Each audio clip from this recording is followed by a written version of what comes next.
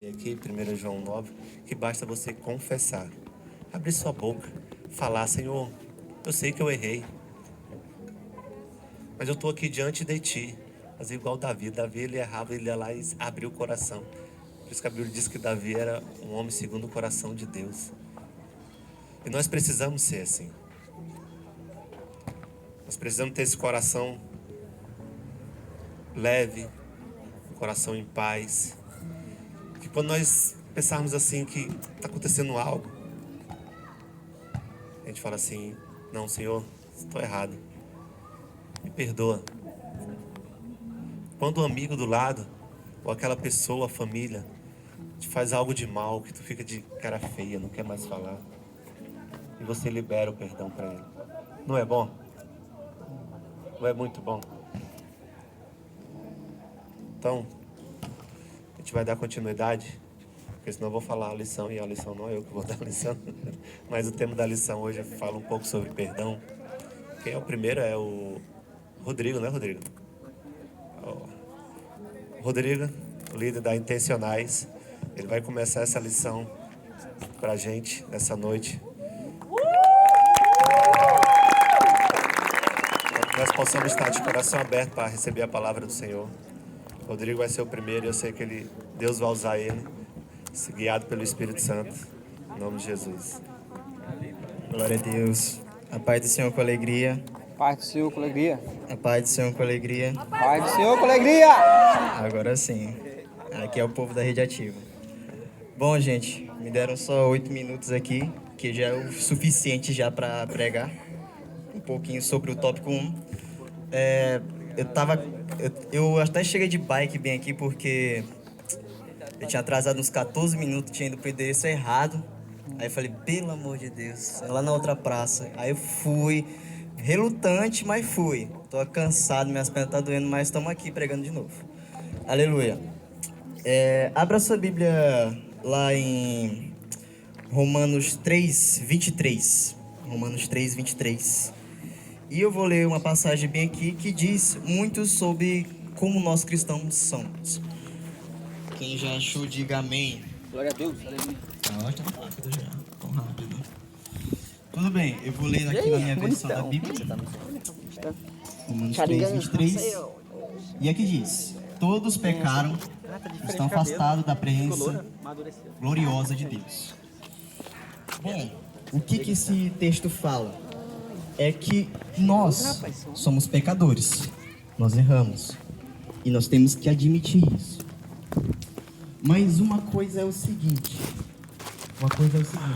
eu sou pecador, sim, eu sou pecador, mas uma coisa é eu ser pecador e aceitar o perdão de Deus na minha vida. Como assim, Rodrigo? Eu não estou entendendo o que você está falando. Porque tem muitas vezes na nossa vida que nós pecamos, nós erramos, nós até mesmo nos distanciamos de Deus. Até mesmo porque a gente acha que nós temos que ser perfeitos. Mas, tipo assim, quando nós estamos buscando a Deus, nós queremos a perfeição, claro. Mas nós não somos perfeitos. E nem por isso nós devemos deixar de seguir a Deus. Porque, preste atenção no meu raciocínio aqui. Porque tem muitas vezes que nós erramos. E quando nós erramos, nós falamos o seguinte: nossa, eu estou em pecado, eu não vou para a igreja mais. Eu estou em pecado, eu não vou mais para o culto da Rede Ativa. Eu não vou mais conversar com Deus. Sendo que é ao contrário. É ao contrário. Porque quando nós pecamos, nós temos que estar perto de Deus. O que adianta eu pecar e eu me afastar de Deus? Quanto mais me afastar, o pecado vai se tornar constante na minha vida. E é por isso que nós temos que estar perto de Deus. Porque tem muitas vezes, eu acredito que eu estou falando para muitas pessoas aqui, que tem muitas pessoas que têm um pecado de estimação na sua vida. Tem um pecado de estimação na sua vida. E por isso eles querem falar assim: ah, eu já tô sujo mesmo. O que é? Eu já tô sujo, já tô perdido, então eu não tenho mais salvação. Sendo que é diferente. Deus está sempre nos perdoando todos os dias. Só basta a gente aceitar esse perdão. Porque não adianta nada Não adianta nada o seu pai e a sua mãe te amar, sendo que você é um filho desobediente e ainda assim é um filho que desobedece eles. O que eu estou tentando dizer para vocês é o seguinte: é que quando nós estamos passando por uma luta, em vez de a gente sair da presença de Deus, nós temos que estar mais constante na presença de Deus. Nós temos que estar mais constante na tua presença. Como? É buscando a Ele, orando, jejuando, louvando e até mesmo orando. Porque estar com Deus é ter um relacionamento diário. É ter um relacionamento diário com quem você vê todos os dias. E quando nós estamos buscando a Deus, nós percebemos o quão misericordioso Ele é. Porque eu não mereço a salvação. Eu não mereço, eu sou um pecador. E a pessoa, e o crente que fala pra si mesmo, fala: ah não, eu sou perfeito demais, eu sou bom demais, é um mentiroso. Você tem que olhar pra si mesmo e falar: beleza, eu tenho erros, eu sou um pecador imundo, mas eu preciso melhorar como cristão. Aleluia. E é por isso que nós temos que ir para a igreja. E é por isso que nós temos que estar aqui hoje. Aleluia. Deixa eu ver quanto Glória a tempo eu Deus. tenho. Tem 4 minutos, tá de boa. Aleluia. Bom, gente, continuando nisso, eu quero que vocês abram lá em Isaías, capítulo 1, versículo 18, por favor. Para ver se vocês estão afiados na presença. Na presença não, né? Aqui mesmo. Quem achou já diz aleluia. Ninguém achou? Misericórdia. Tu é doido, moço. Vai dar certo. Quem achou diz aleluia. Aleluia. Já aumentou já. Vamos lá. Eu vou ler aqui da minha versão. Senhor Deus diz: venha cá, vamos discutir esse assunto. Os seus pecados os deixaram manchados de vermelho escuro, mas eu os lavarei e vocês ficarão brancos como a neve, brancos como a lã. Amém. O que esse versículo fala de novo com a gente? É que quem é que nos deixa brancos como a neve? É Jesus Cristo. É Jesus Cristo. Porque antes de conhecer Jesus Cristo, eu era uma pessoa totalmente imunda. Eu era uma pessoa totalmente cheia de sangue. A minha camiseta era cheia de sangue, tipo essa aqui. Só que quando eu vou conhecendo a Cristo, Cristo vai pegando essas manchas de sangue e vai colocando no seu próprio couro. E depois Ele vai retirando essas manchas. E quando você vai perceber, opa, você tá com a camisa totalmente branca, você tá com o couro totalmente branco. Isso é só uma metáfora para dizer que quando mais andamos com Cristo, mais estamos nos endireitando na sua presença. E o que eu quero dizer com isso? É que nós devemos buscar a Deus constantemente na nossa vida. Não adianta eu ir para a igreja uma vez na semana. Não adianta eu ir para a igreja uma vez na célula, uma vez na célula durante um mês, sabe? Não adianta eu ir só na célula especial todos os dias não. Aleluia, glória a Deus. Não adianta eu ir para a célula uma vez no mês. Não adianta eu só ir para a célula, sei lá, durante 2 meses. Não adianta eu ir para a igreja durante só um dia na semana.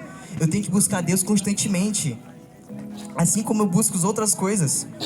Porque a gente vê até no nosso cotidiano, sabe? Qual é a primeira coisa que nós fazemos quando acordamos? Nós vamos orar? Nós vamos escovar nossos dentes? Nós vamos arrumar nossa cama? Não, nós vamos mexer no celular. Porque é lá que nos traz conforto, não é verdade? É lá que nos traz conforto e é lá onde a gente meio que se distrai do mundo. Sendo que é totalmente diferente. Quando você começa a ingerir as coisas que o mundo coloca pra você, você começa a ficar doente. Isso é comprovado. Uma criança ou um adolescente que começa a usar o celular até a sua adolescência, começa a ter ansiedade, começa também a ter a depressão, para você ter ideia. E os estudos comprovam que os adolescentes que leem a Bíblia diariamente, são mais calmos e pacíficos. Isso mostra como nós cristãos devemos ser. Nós devemos buscar a Deus constantemente. E eu não falo isso aqui de dentro para fora. Tudo que a gente falar aqui na célula, nós temos que agir e pregar e também usar no nosso dia a dia. Amém? Amém. Glória a Deus. Aí, o tópico 2 ficou com a Maiara. Glória a Deus. Maiara.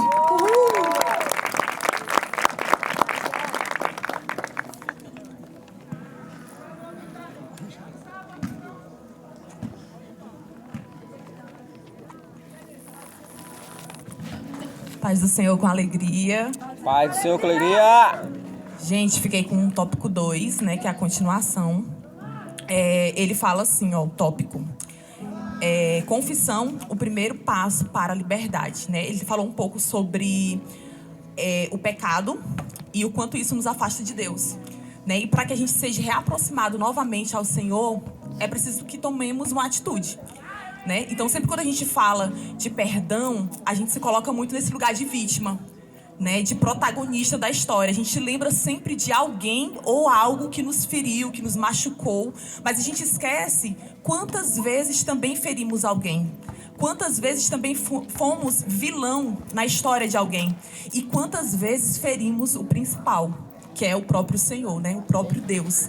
Então, quantas vezes a gente se colocou nessa posição também de magoar o Senhor, de entristecer o Senhor e querendo, né, ser sempre o centro das atenções, sempre o protagonista. Então, nessa noite eu quero falar com você que por algum motivo, né, você veio a entristecer o coração do Pai, você tem ciência disso, você tem consciência disso, porque não temos crianças aqui, né? Só a Eloá, mas a gente já tem ciência para saber o que é certo e o que é errado, e o que desagrada ao Senhor e aquilo que agrada a Ele. Então, na sua consciência, faça essa reflexão e reflita. Qual momento você entristeceu o coração do Pai? E o que você deve fazer para que Ele te perdoe, né? Porque o Senhor, Ele não nos condena, né? Ele nos limpa. Então, é um pouco diferente do relacionamento humano, né?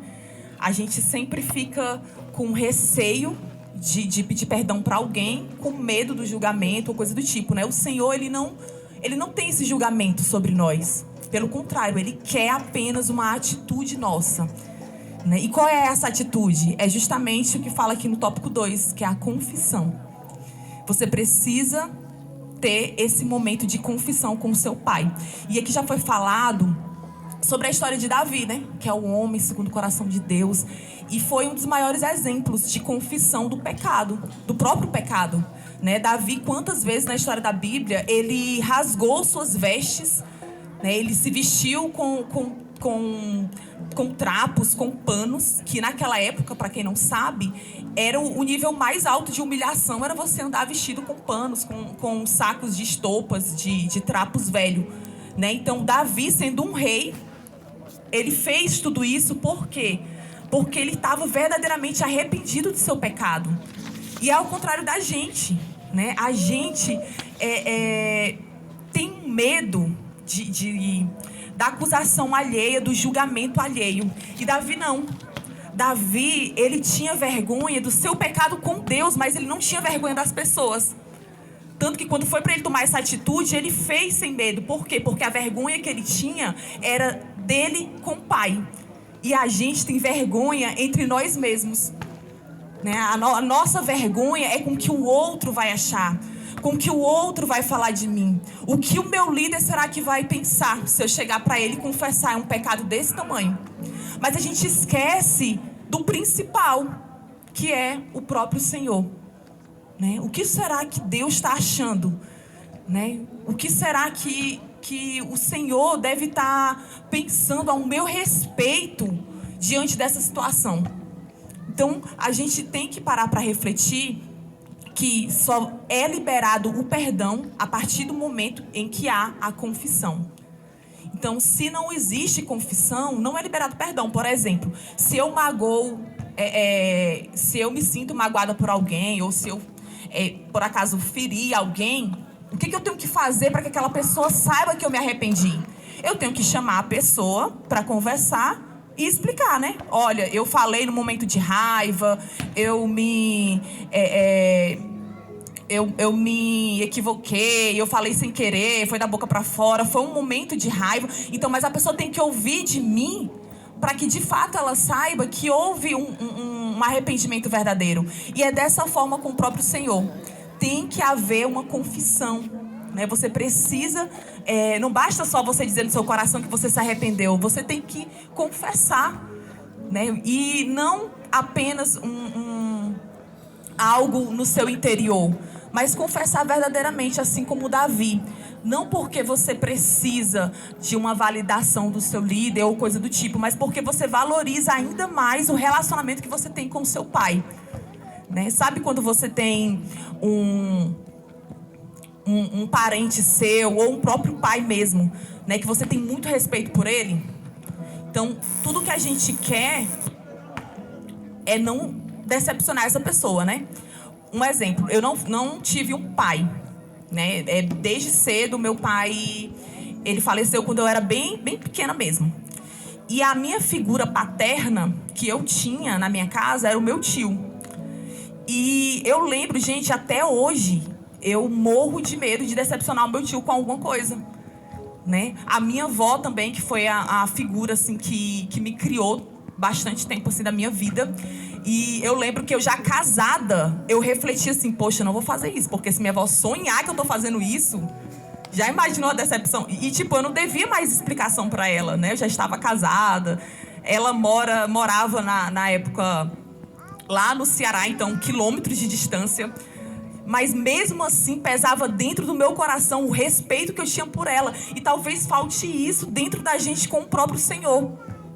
O respeito por Ele, né? Muitas das vezes a gente fica assim, eu não vou pecar não, porque Deus pode me castigar. Mas a gente nunca para pensar na decepção que Ele vai ter. De te olhar e falar assim, poxa, eu apostei em ti e tu me decepcionou.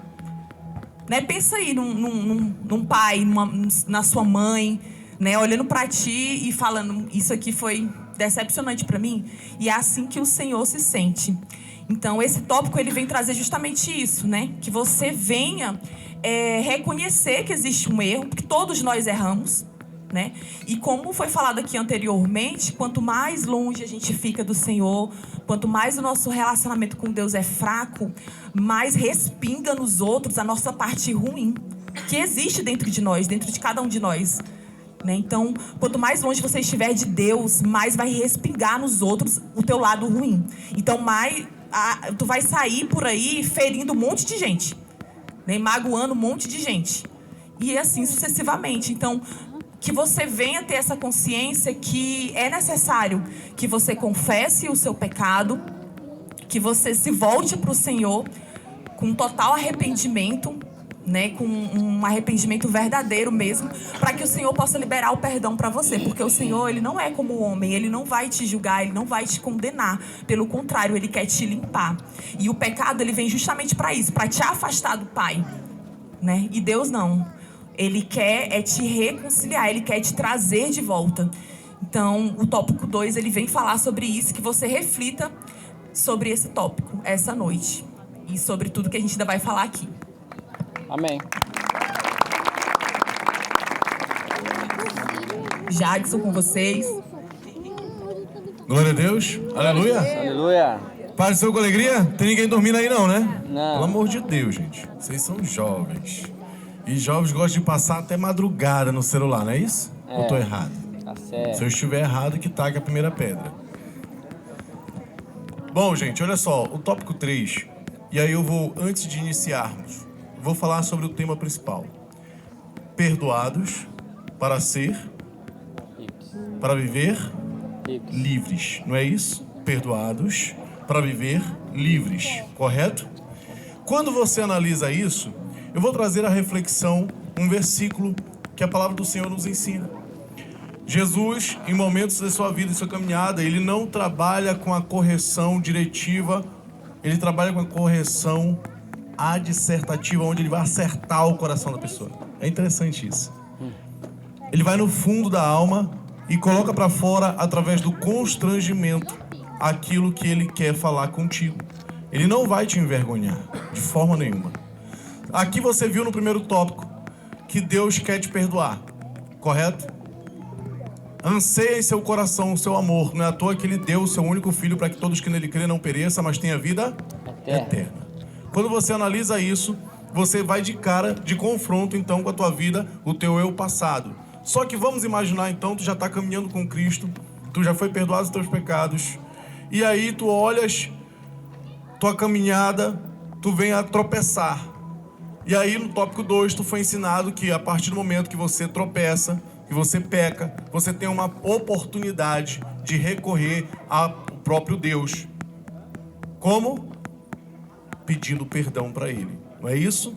Reconhecendo verdadeiramente que você está culpado, que você está errado, que você precisa se corrigir. E você busca o coração de Deus. Só que a gente analisa o seguinte, vamos lá. A palavra do Senhor vai nos ensinar que se fores livres pela palavra, verdadeiramente serás livre. Então, como então eu posso ser livre pela palavra e voltar ao pecado? O que é o perdão? Primeiro você precisa entender o que é perdão.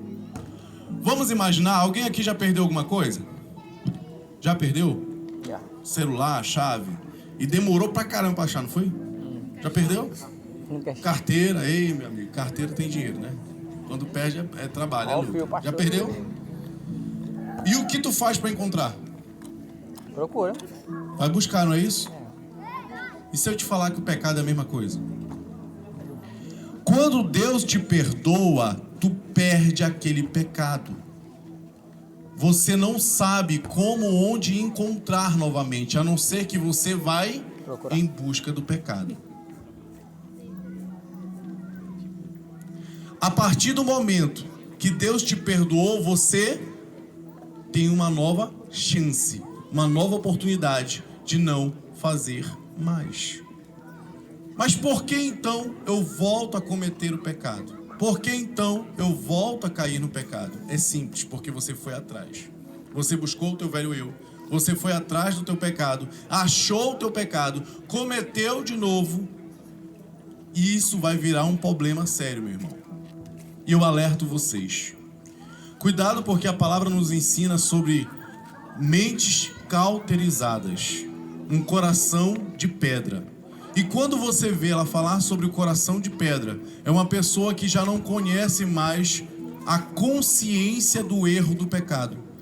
Ele já peca hoje, pede perdão, peca amanhã, pede perdão, peca amanhã, pede perdão. E assim ele vive uma vida rotineira. E isso é um prejuízo enorme. Olha, observa então a história que está contida em João, na parte do tópico 3. Está falando da mulher que foi pega em adultério, não é isso? Essa mulher que foi pega em adultério, ela foi levada até Jesus. Jesus, ele está no momento em que ele está o quê? Escrevendo no chão, não é isso que conta o capítulo, o versículo? E Jesus olha para aqueles homens trazendo aquela mulher. E eles falam, claro que testando então aquilo que Jesus pregava, porque Jesus pregava o arrependimento, o amor e a misericórdia. Mas também ele não podia escapar da lei. Ele não podia escapar da lei. Porque a lei, ela se cumpre em Jesus. E Jesus nos dá um novo tempo. E eu vou já entrar nisso, para concluirmos a ideia. Quando essa mulher é levada a ele, ela é levada para provar o ministério de Jesus e aquilo que ele pregava. Essa mulher é jogada ao chão e diga assim: ei, tu, Jesus, ou mestre, rabi, como tu és chamado, olha aqui, essa mulher foi pega em adultério. E está escrito na lei de Moisés que essa mulher tem que ser apedrejada até a morte.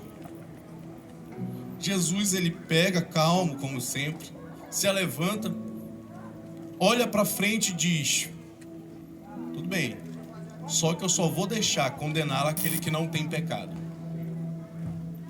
Aquele que não pecou, atire a primeira pedra. É muito conhecido isso, né? Ainda tem até piada sobre isso. Agora eu quero ver você soltar piada quando você souber o resultado disso. Jesus então volta a fazer o que ele estava fazendo.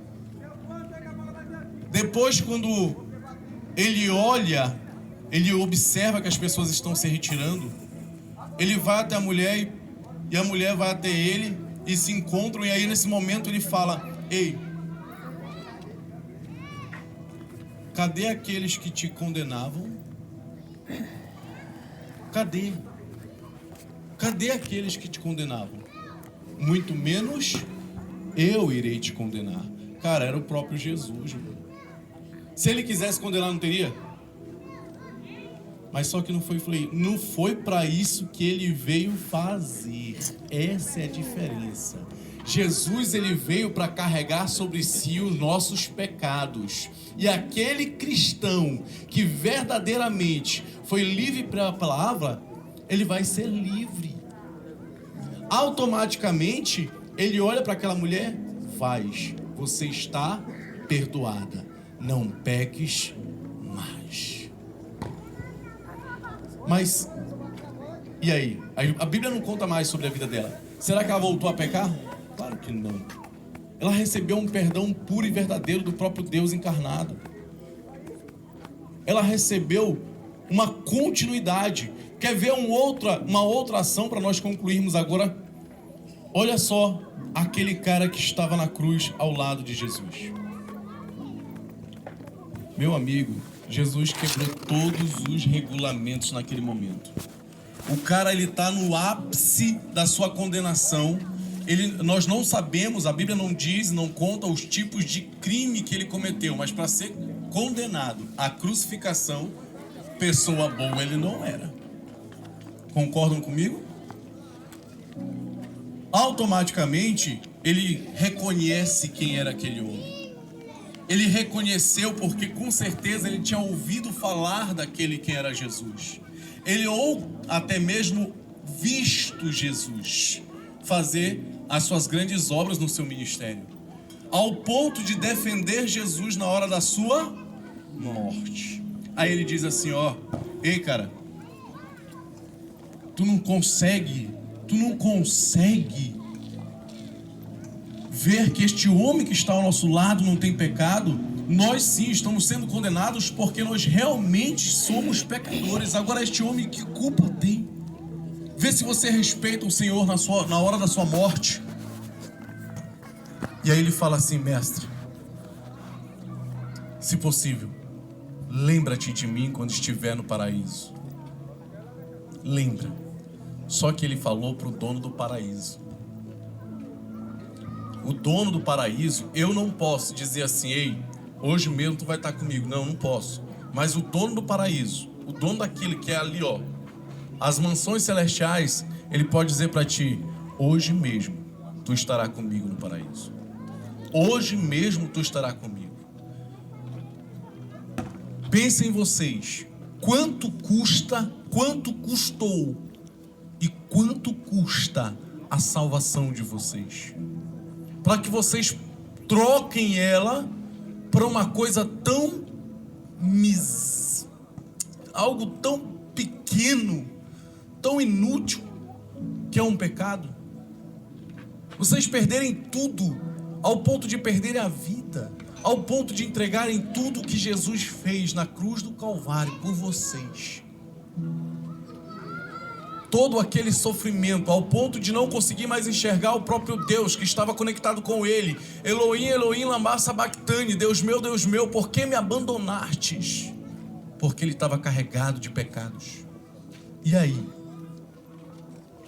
Comece a refletir: será que Jesus não está me vendo quando eu estou pecando? Será que Jesus não me vê? Comece a olhar quando tu fores fazer algo. Comece a observar e dizer assim: ei, eu não vou mais cometer isso. Sabe por quê? Porque um homem, o próprio Deus, entregou minha vida, a vida dele, pela minha. E eu tenho a certeza que não só a minha, mas a de todos vocês é valiosíssima para este homem. Amém? Amém. Glória a Deus. Glória a Deus. Aleluia. Salva de palmas para Jesus.